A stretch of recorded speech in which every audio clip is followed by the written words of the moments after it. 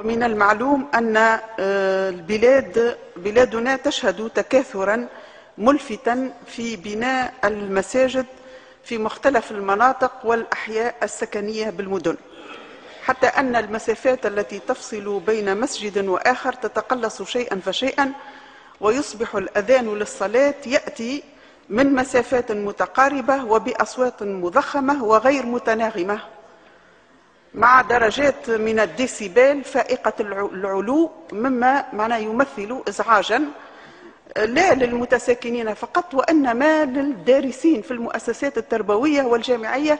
وأحيانا يكون الجامع لصيق بمؤسسة تربوية أو جامعية.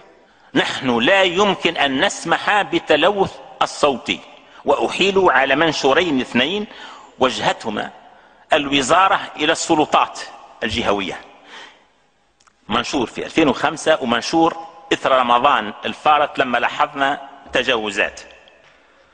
احنا نقول المنشور الأول يحوي 70 ديسيبل، أكثر من 70 ديسيبل مرفوض، وقمنا بالتكييف قانوني. وجهنا مراسلة إلى وزارة البيئة فقالت ثمة مستوى هو 100 ديسيبل مسموح به، لكن نحن نصر لأننا نعرف جيدا تأثير التلوث الصوتي على جسم الإنسان وعلى نفسية الإنسان.